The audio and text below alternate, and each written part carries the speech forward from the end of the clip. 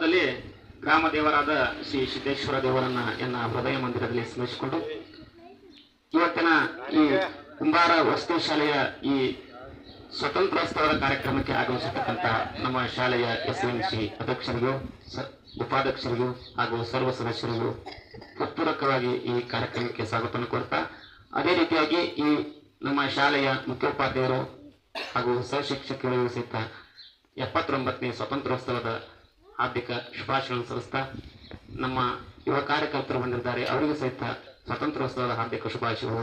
ನಮ್ಮ ಅಂಗನವಾಡಿ ಸಹಾಯಕರಿಗೆ ಮತ್ತು ಶಿಕ್ಷಕಿಯರಿಗೆ ಸಹಿತ ಹಾರ್ದಿಕವಂತ ಶುಭಾಶಯಗಳು ಹಾಗೂ ಮತ್ತು ಮಕ್ಕಳು ಸಹಿತ 79ನೇ ಸ್ವಾತಂತ್ರ್ಯೋತ್ಸವದ ಶುಭಾಶಯವನ್ನು ಸಲ್ಲಿಸ್ತಾ, ಇವತ್ತು 79ನೇ ಸ್ವಾತಂತ್ರ್ಯೋತ್ಸವ ದಿನಾಚರಣೆ. ನಮ್ಮ ಭಾರತ ದೇಶ ಮೊದಲಿಂದಲೂ ಸಂಪತ್ಭರಿತವಾದಂತಹ ರಾಷ್ಟ್ರ. ಇಂತಹ ರಾಷ್ಟ್ರಕ್ಕೆ ಅನೇಕ ವಿದೇಶಿ ಆಕ್ರಮಣಕಾರರು ಮೊದಲಿಂದಲೂ ದಾಳಿ ಮಾಡ್ತಾ ಬಂದಿದ್ದಾರೆ. ಆದರೂ ನಮ್ಮ ಭಾರತವನ್ನು ಯಾರೂ ಆಗಿಲ್ಲ, ಅದನ್ನು ಹಿಂದೆ ಹಾಕೋಕ್ಕಾಗಿರಲಿಲ್ಲ.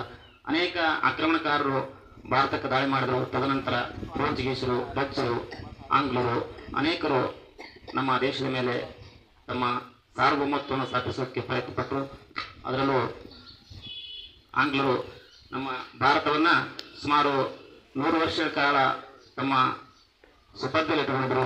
ಅಂತಹ ಪರಿಸ್ಥಿತಿಯಲ್ಲಿ ನಮ್ಮ ಭಾರತದಲ್ಲಿ ಮಂದಗಾಮಿಗಳು, ತೀವ್ರಗಾಮಿಗಳು, ಪ್ರಮುಖ ಕ್ರಾಂತಿಕಾರಿಗಳು ತಮ್ಮ ತ್ಯಾಗ ಬಲಿದಾನದಿಂದ 1945 ಆಗಸ್ಟ್ 15ರಂದು ಸ್ವಾತಂತ್ರ್ಯವನ್ನು ತಂದುಕೊಟ್ಟು ಇದು ತಮ್ಮೆಲ್ಲರಿಗೂ ಗೊತ್ತಿರತಕ್ಕಂಥ ವಿಷಯ.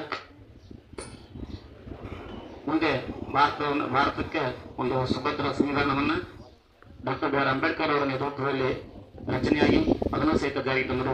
ಈಗ ಪ್ರಸ್ತುತ ಅಂಬೇಡ್ಕರ್ ಅವರ ಸಂವಿಧಾನ ಪ್ರಕಾರ ನಮ್ಮ ರಾಷ್ಟ್ರ ನಡೀತಾ ಇದೆ. ರಾಜಕೀಯ ವ್ಯವಸ್ಥೆ ಆಗಲಿ, ಪೊಲೀಸ್ ವ್ಯವಸ್ಥೆ ಆಗಲಿ, ಶಿಕ್ಷಣ ವ್ಯವಸ್ಥೆ ಆಗಲಿ, ಅನೇಕ ವ್ಯವಸ್ಥೆಗಳು ನಮ್ಮ ಸಂವಿಧಾನ ಪ್ರಕಾರ ನಡೀತಾ ಇದೆ. ಇದನ್ನು ನಾವು ನೀವೆಲ್ಲ ಕಾಪಾಡಿಕೊಂಡು ಹೋಗೋಣ ಅಂತ ಹೇಳಿ ನನ್ನ ಒಂದು 2 ಮುಗಿಸ್ತೇನೆ. ಜೈ ಹಿಂದ್, ಜೈ